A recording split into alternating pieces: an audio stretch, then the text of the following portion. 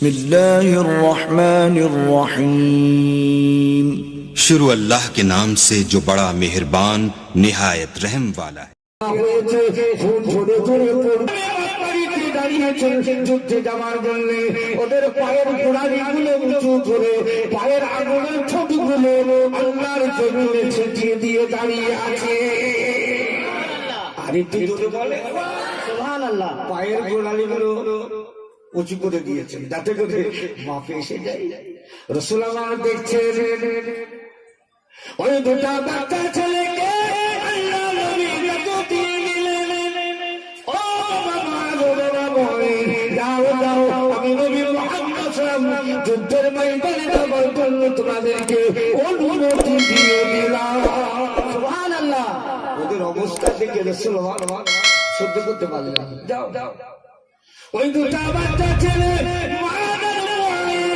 বদরের ময়দানে হাজির হয়ে গিয়েছিলেন। আমার নবী পাকের একজন সাহাবাকে জিজ্ঞাসা করছেন, হুজুর, ইসলামের সবথেকে বড় দুশমন, ইসলামের সবথেকে দামি দুশমন, রাসূলের সবথেকে বড় দুশমন যে তাকে একটু চিনিয়ে দিই। ইসলামের সবথেকে বড় দুশমন যে তাকে একটু দেখিয়ে দেন। আল্লাহ নবী সাহাবা চিন্তা করছেন, তাই তো এতটুকু বাচ্চা এরা আমার আবু জাহালের খোঁজ করছে। কার কার? আবু জেহেল বললে মানেটা একটু অন্যরকম হবে। আবু জাহাল, আবু মানে জাহাল মানে মূর্খ, মূর্খের মা। আল্লাহ নবী সাহাবা বলেছিলেন, ও বাবা ছেলে, তোমরা কি যুদ্ধ করবে তার সঙ্গে? তোমরা বাড়ি ফিরে যাও। দুটা বাচ্চা ছেলে বদরের জমিনে দাঁড়িয়ে বলেছিলেন, হে নবী সাহাবা, না না না, আমরা বাড়ি ফিরে যাব না। মায়ের কাছ থেকে হুকুম নিয়ে এসেছি দিনকে জিন্দা করার জন্য, ইসলামকে জিন্দা করার জন্য, শরিয়াতকে জিন্দা করার জন্য আমরা যুদ্ধ করতে চাই। নারে তাকবীর, নারে তাকবীর। হুজুর আমাদেরকে ফিরিয়ে দেবে। আল্লাহ নবী আমাদেরকে ইজাজত দিয়েছেন, আপনি শুধু দেখিয়ে দিন ইসলামের বড় দুশমন যিনি, তেনাকে একটু চিনিয়ে দেন, একটু দেখিয়ে দেন। ও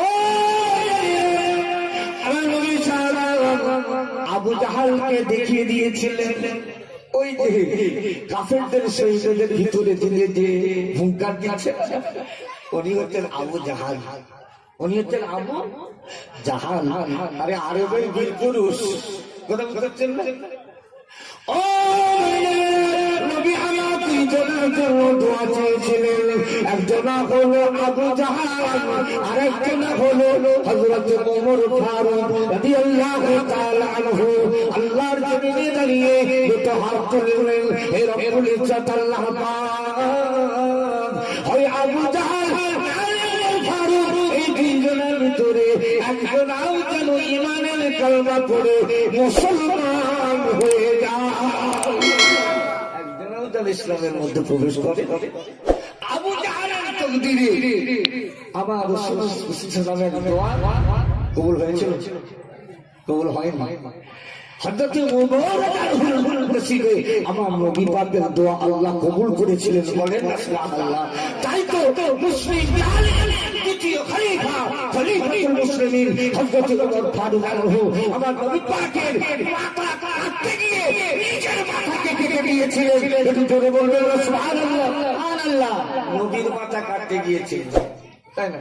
সত্যি কি নিজের মাথাটা কেটেছিলেন? না, সারেন্ডার হয়ে গেলেন, ইসলামের মধ্যে প্রবেশ করলেন, দিনের কালেমা পড়লেন, ঈমান আনলেন, বলেন সুবহানাল্লাহ। কত কত সেই ওমরের নসিবে আমার নবী দোয়া কবুল হয়েছে, আবু জাহালের নসিবে দোয়া কবুল হলো না। যাক ছেড়ে দাও।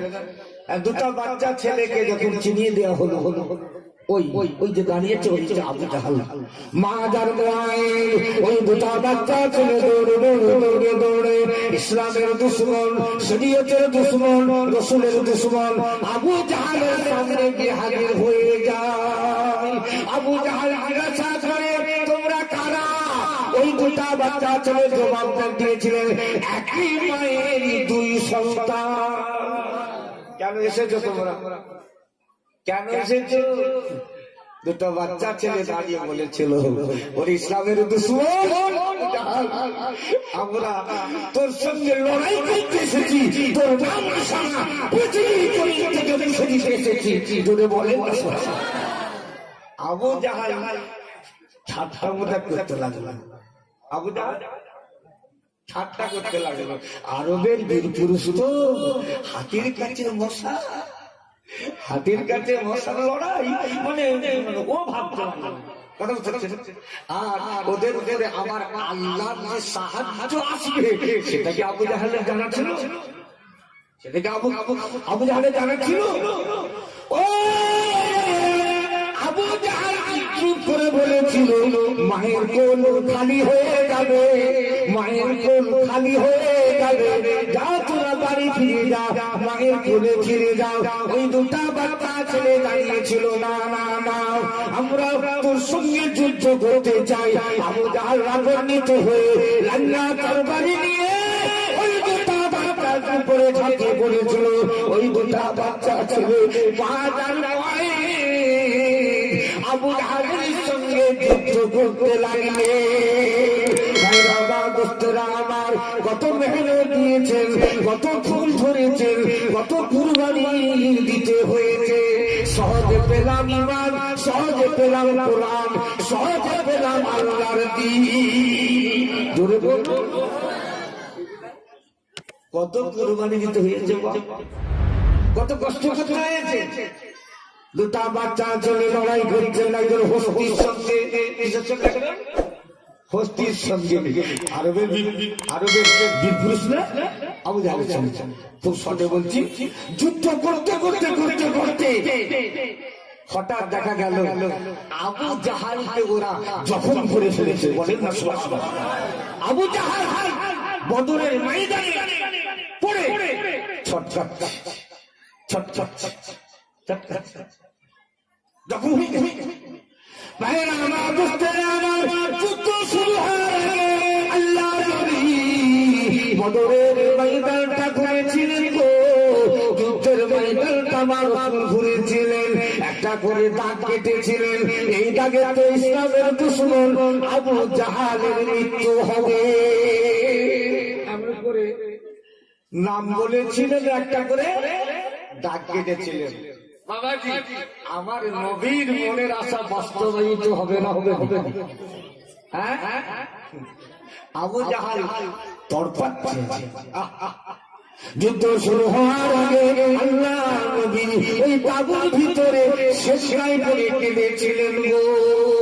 আমার নবী চোখের পানি বদরের জমিনে পড়েছিল। নবী আমার কেঁদে কেঁদে আল্লাহর দরবারে ফরিয়াদ করেছিলেন, আল্লাহ পাক আল্লাহ তাআলা এই সামান্য 304 জন সৈন্য নিয়ে 1000 সৈন্যের সঙ্গে যুদ্ধ করতে এসেছি। কাফেরদের এত সৈন্য, হাজারেরও বেশি। তো নবী কাঁদছেন, নবী কাঁদছেন। তাবুর ভিতরে আল্লাহ কি করে সম্ভব, কি করে সম্ভব এই 304 জন সৈন্য নিয়ে আর ওই বিশাল বাহিনী কাফেরদের সঙ্গে লড়াই করে জেতা কি করে সম্ভব? কাঁদছেন। আল্লাহ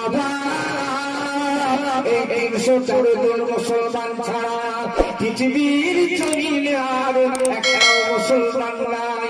আল্লাহ তাআলা এই 304 জন ঈমানওয়ালা, পৃথিবীর জমিনে আর ঈমানওয়ালা কেউ নাই। আল্লাহ তাআলা এই 304 জন মুসলমান বদরের ময়দানে যদি জীবন দিয়ে দেয়,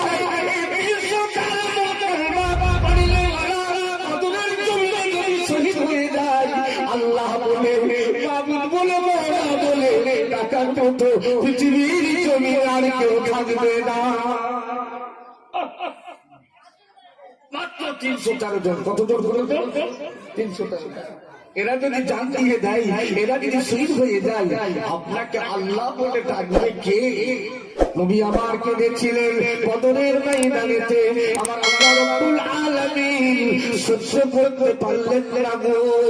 হযরত জিবরাইল আলাইহিস সালামকে আল্লাহ পাক পাঠিয়ে দিলেন, জিবরাইল যাও আমার নবীকে গিয়ে সংবাদ দিয়ে দাও, দাও, আমি আল্লাহ সব পারি। দাও জিবরাইল আমার নবীকে আমার তরফ থেকে সংবাদ দিয়ে দাও, নবী যেন চিন্তা না করে, আমার হাবিব যেন না কাঁদে, আমার রাসূল যেন না কাঁদে, আমার হাবিবকে কাঁদতে নিষেধ করে দাও। হাবিবের কান্না আমি আল্লাহ সহ্য করতে পারি না গো, আমার রাসূলের কান্না আমি আল্লাহ সহ্য করতে পারি না, আমার হাবিব কাঁদবে আমি আল্লাহ সহ্য করতে পারবো না। ফেরেশতা জিবরাইল যাও যাও যাও, আমার হাবিবকে গিয়ে সংবাদ দিয়ে দাও, আমি আল্লাহ এই 313 জন ইসলামের সৈন্য কাফেরদের বিশাল সৈন্য, আমি আল্লাহ কাফেরদের উপরে এই 313 জন আমি আল্লাহ আমি তাদের বাধা করবো, কাফেরদের উপরে আমি আল্লাহ মুসলমানদেরকে বিজয় দান করে দেবো। নারায়ে তাকবীর, নারায়ে তাকবীর। নবীকে চিন্তা করতে বারণ করে দাও, নবীকে কাঁদতে বারণ করে দাও। ইন্নাল্লাহ আলা কুল্লি শাইইন কাদির, আমার আল্লাহ কাদের মাতলাব, ঠিক না? আমার আল্লাহ সর্বশক্তিমান, তিনি সব পারেন, সব পারেন তিনি। ও নবী আমার সিজদা থেকে মাথা তুললেন, জিবরাইল আলাইহিস সালাম দিয়ে গেলেন। ওই সময় আবু জাহেল তাবুর নিকটে এসে আমার নবীকে লক্ষ্য করে উপহাস করেছিল, ঠাট্টা বিদ্রুপ করেছিল। রাসূল যখন কেঁদেছিলেন, আবু জাহেল এসে বলেছিল, মুহাম্মদ সাহেব আর কেঁদে কোনো লাভ হবে না, দেখো আমার কত সৈন্য, আর কেঁদে কোনো লাভ হবে না। বিদ্রুপ করেছিল আবু জাহেল। ওই সময় আমিরুল মুমিনিন খলিফাতুল মুসলিমিন হযরত ওমর ফারুক রাদিয়াল্লাহু তাআলা আনহু তিনি দাঁড়িয়ে পড়েছিলেন, ইয়া রাসূলুল্লাহ, ইয়া হাবিবাল্লাহ, উমর থাকতে আমার নবীকে আবু জাহেল অপমান করবে, উমর থাকতে আমার নবীকে আবু জাহেল ঠাট্টা করবে। না না না, আমি উমর সহ্য করতে পারি না গো রাসূল, আপনি প্রেজেন্ট আছেন বলে আমি কিছু করতে পারছি না। যদি একবার আমি আমার তরবারির দ্বারা আবু জাহেলকে আঘাত করে পৃথিবীর জমিন থেকে এই মুহূর্তে আমি সরিয়ে দেবো। আপনার বিনা হুকুমে কিছু করতে পারি না বলে তাই আপনি যদি এটা চান আমরা আবু জাহেলের সঙ্গে মোকাবেলা করবো, আল্লাহ নই বলেন না। না, এখন আমাদের বাড়ির কাছে এসেছে, তাবুর কাছে এসেছে, আর তুমি যদি তাকে কতল করো না, তাহলে পৃথিবীর জমিনে প্রচার হয়ে যাবে যে বাড়ির কাছে পেয়ে তাকে কতল করা হয়েছে। আল্লাহ আমাকে কাপুরুষ করে পাঠাইনি গো, পৃথিবীর জমিনে আল্লাহ তাআলা আমাকে বীর পুরুষ করে পাঠিয়েছেন। বলেন না সুবহানাল্লাহ, বলেন না সুবহানাল্লাহ। আল্লাহর খাস বান্দারা, আমার আল্লাহ তার ওয়াদা তিনি পূর্ণ করেছিলেন, আল্লাহর ওয়াদা আল্লাহ পাক পূর্ণ করেছিলেন। যুদ্ধ শুরু হয়ে গিয়েছিল, ওই দুটা বাচ্চা ছেলে আবু জাহেলকে যখন করেছিল, সেই আবু জাহেল যে জায়গায় নবী আমার দাঁত কেটেছিলেন, সেই জায়গা থেকে আবু জাহেল সরে যাচ্ছে। কি বললো? সরে যাচ্ছে। আল্লাহ জিবরিল আমিন যে পাঠালেন, জিবরাইল তুমি যাও, আমার নবীর মনের উদ্দেশ্য যেটা আমি আল্লাহ সেটা বাস্তবায়িত করতে চাই। আবু জাহেল বলল, রাসূল আমার যেখানে দাঁত কেটেছেন ওই দাগেতে আবু জাহেলকে টেনে টেনে আমার রাসূল যেখানে দাঁত কেটেছেন ওই দাগের উপরে আবু জাহেলকে শুইয়ে দিয়েছো। হযরত জিবরাইল আলাইহিস সালাম আল্লাহর ফেরেশতা বদরের ময়দানে হাজির হয়ে যান। হযরত জিবরাইল আলাইহিস সালাম আবু জাহেলকে ধরে যেখানে আমার রাসূল দাঁত কেটেছিলেন ওই দাগের উপরে আবু জাহেলকে শুইয়ে দিয়ে বিদায় হয়ে যায়। ভাইরা আমার, দোস্তেরা আমার, ইসলামের দুশমন গো, শরীয়তের দুশমন গো, মুসলমানদের দুশমন, রাসূল পাকের দুশমন, দ্বীনের দুশমন আবু জাহেল ওই দাগের উপরে পড়ে তলপাদে কিছুক্ষণ পরে আবু জাহেল মারা যায়। আবু জাহালের একটা বাচ্চা যার নাম হলো হযরত আকরামা রাদিয়াল্লাহু আনহু, তখন তিনি তো কাফের অবস্থায় ছিলেন, তিনি দাঁড়িয়ে দাঁড়িয়ে দেখেছিলেন আবু জাহাল যখন মারা গেল, বাপের শোক সহ্য করতে পারল না, আকরামা তরবারি নিয়ে দৌড়তে লাগলো। আমার কিতাবে এসেছে আবু জাহালের ছেলে আকরামা যুদ্ধের ময়দানে এসে হাজির হয়ে গিয়েছিল, একটা ছেলের হাতেতে সজোরে তরবারি দিয়ে আঘাত করেছিল। তরবারির আঘাতে আমার হুজুরের হাতটা কেটে গিয়েছিল, হাড্ডিগুলো সব কেটে গিয়েছিল, চামড়াটা শরীরের সঙ্গে জোড়া লেগেছিল, কাটা হাতটা ঝুলছে। আমার হুজুর থেমে যান, আমার হুজুর লড়াই করিয়ে যাচ্ছেন, ডান হাতটা কেটে দেওয়া হয়েছে, আমার হুজুর বাম হাতে খেজুর ডালটা নিয়েছে, সেটা আমার নবীর দেওয়া, সেটা আমার রাসূলের দেওয়া, সে তরবারি থেকেও তৈরি হয়ে গিয়েছে। ওই খেজুর ডালটা দিয়ে আমার হুজুর যুদ্ধ করছেন, বদরের ময়দানে জিহাদ করছেন। ভাইরা আমার, দোস্তরা আমার, কি মেহনত করেছেন, কি কাজ স্বীকার করেছেন, মাকে ছেড়ে যুদ্ধের ময়দানে এসে দিনের জন্য তারা কি কষ্ট করেছেন, হাত কেটে দেওয়া হয়েছে, খুন ঝরে ঝরে পড়ছে, হাতটা হাতের চামড়াটা শরীরের চামড়ার সঙ্গে জুড়ে আছে গো। যুদ্ধ করতে আমার হুজুরের বড় অসুবিধা হয়, ওই কাটা হাতটা একবার করে ডান দিক দিয়ে এসে সামনে লাগতে, আবার একবার করে পিছন দিকে গিয়ে পিঠে লাগছে। যুদ্ধ করতে অসুবিধা হচ্ছে আমার হুজুরের, যুদ্ধ করতে অসুবিধা হচ্ছে। আল্লাহ কি কষ্ট করেছেন তারা দিনের জন্য, কি কষ্ট করেছেন তারা ইসলামের জন্য, কাটা হাতটা ঝুলছে, যুদ্ধ করতে অসুবিধা হয়। আমার হুজুর কি করেছিলেন জানেন? ওই হাতটা বদরের জমিনে রেখে, যুদ্ধের ময়দানে ওই হাতটা রেখে একটা পা হাতের উপর দিয়ে চেপে ধরলেন, হাতের উপর পাটা রেখেছেন, চেপে ধরেছে, এত জোরে শরীরটাকে ধিক্কা মেরে শরীরটাকে কেটে নিয়েছিল। ওই হাতটা ইসলামের জন্য, শরীয়তের জন্য, দ্বীনের জন্য আমার হুজুর শহীদ করে দিয়েছিলেন। হাতটা শরীর থেকে আলাদা হয়ে যায়, চিন্তা করুন, এই দিন ইসলামের জন্য। আজকের এই বড় বড় প্রতিষ্ঠানগুলো আল্লাহ করিয়েছেন, আল্লাহর দ্বীনকে জিন্দা করার জন্য এই প্রতিষ্ঠানের দরকার আছে না নেই? বলছে আছে না নেই? আপনাদের মেহনত, আপনাদের অবদান আছে, লক্ষ্য রাখবেন। ও আল্লাহ পাক আল্লাহ তাআলা ওই 304 জন ইসলামের সৈন্য কাফেরদের সঙ্গে হাজারেরও বেশি যুদ্ধ শেষে দেখা গেল আল্লাহ পাক আল্লাহ তাআলা ইসলামের মুসলমানদের আল্লাহ বিজয় দান করে দিয়েছে। হাদিস শরীফে এসেছে রাসূল আমার ওই বদরের ময়দান থেকে এবারে বাড়ি চলে আসবেন, সাহাবীরা চলে আসছেন, নবী আমার বাড়ি আসবেন, এমন সময় দেখলেন ময়দানেতে একটা জায়গায় একটা গর্ত আছে, কাফেররা যাদেরকে মুসলমানেরা কতল করে দিয়েছিল তাদের লাশগুলো সব ওই গর্তের ভিতরে সব জড়ো করা হয়েছে, গর্তের ভিতরে লাশগুলোকে ফেলে দেওয়া হয়েছে।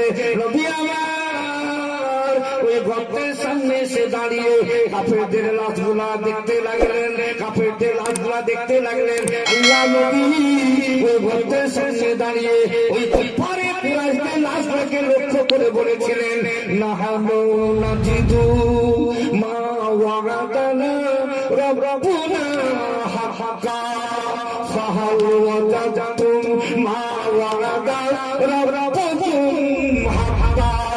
বলা যাবে না সুবহানাল্লাহ? জোরে বলেন না সুবহানাল্লাহ। তো বন্ধুরা, এই ছিল আজকের ভিডিও। আশা করি ভিডিওটি আপনাদের ভালো লেগেছে। যদি ভিডিওটি ভালো লাগে অবশ্যই একটি লাইক করবেন, কমেন্ট বক্সে জানিয়ে দেবেন ভিডিওটি আপনার কেমন লাগলো। আর আপনি যদি এই চ্যানেলে নতুন এসে থাকেন অবশ্যই চ্যানেলটি সাবস্ক্রাইব করবেন। দেখা হচ্ছে পরবর্তী কোনো ভিডিওতে। সবাই ভালো থাকবেন, সুস্থ থাকবেন। আল্লাহ হাফেজ।